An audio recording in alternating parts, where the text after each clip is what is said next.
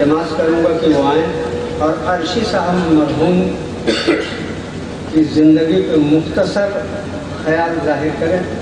وقت زیادہ ہو چکا ہے، زیادہ سے زیادہ آپ لوگ 10 منٹ برداشت کریں، اس کے بعد انشاءاللہ مشاہدہ شروع ہو جائے گا.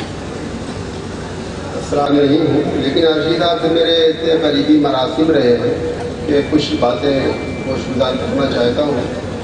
جیسا کہ آپ کو معلوم ہے، عرشی صاحب کا پورا نام سید وزیر حسن تھا. ان کا شمار ان کوہنا مشق شاعروں میں ہوتا ہے جنہوں نے اپنے فن کے لہو سے فضائے شعر و ادب کو سیراب کیا تھا.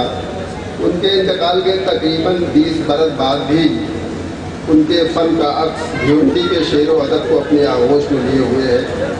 یوں تو شہر بھیونڈی میں ایک سے بڑھ کر ایک اساتذہ فن ہوئے ہیں، لیکن جو خوبی جناب عرشی آج بھی بزم عرشی اور اس کے اراکین سرگرم عمل ہیں، یوں عرشی صاحب آج بھی دنیا علم و فن میں زندہ ہیں.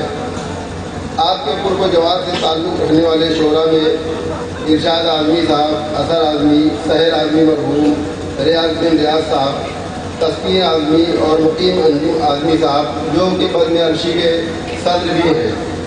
اور اس کے علاوہ عین الدین عظیم، شمیم قیصر، ریاض الدین ریاض، یعنی محفوظ انصار الہبادی وغیرہ بھی آج تک جو ہے ان کے دامن کو پکڑے ہوئے ہیں اور آج بھی مشق فن جاری رکھے ہوئے ہیں. آخر میں ان کے کچھ چند شعر آپ کے سامنے پیش کرتا ہوں اور بات اپنی یہی ختم کرتا ہوں. کہ ڈبونے والے مجھے مطمئن ہوئے کہ نہیں.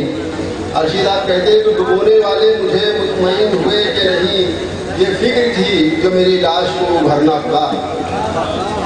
ڈبونے والے مجھے مطمئن ہوئے کہ نہیں، یہ فکر تھی جو میری لاش کو بھرنا پڑا. اور شعر کہتے ہیں کہ جسے بھی دیکھو اسے سر سے پاؤں تک دیکھو، جسے بھی دیکھو اسے سر سے پاؤں تک دیکھو، غلط ہے صرف گریبان پر نظر رکھنا. عرشی صاحب کہتے ہیں کہ جسے بھی دیکھو اسے سر سے پاؤں تک دیکھو، غلط ہے صرف گریبان پر نظر رکھنا. اور کہتے ہیں کہ یہ تصور تو میرے ذہن میں آیا ہی نہ تھا، یہ تصور تو میرے ذہن میں آیا ہی نہ تھا، مار ڈالیں گے میرے چاہنے والے مجھ کو. یہ تصور تو میرے ذہن میں آیا ہی نہ تھا، مار ڈالیں گے میرے چاہنے والے مجھ کو. اور اٹھتا نہیں کسی سے جواں بیٹیوں کا بوجھ، اٹھتا نہیں کسی سے جواں بیٹیوں کا بوجھ، ہم تیر کی طرح سے کما ہو کے رہ گئے. اٹھتا نہیں کسی سے جواں بیٹیوں کا بوجھ، ہم تیر کی طرح سے کما ہو کے رہ گئے. اور کہتے ہیں کہ بس یہی نا آج عرشی تم نے آنکھیں موند لی، بس یہی نا آج عرشی تم نے آنکھیں موند لی. کیا ہوا کیوں ہو گیا بزم سخنور بے چراغ، کیا ہوا کیوں ہو گئی بزم سخنور بے چراغ. اور آخری شعر کہ وقت نے دفن جسے کر دیا خاموشی سے، وقت نے دفن جسے کر دیا خاموشی سے، وہ کوئی اور نہیں یار کفن میں ہم تھے.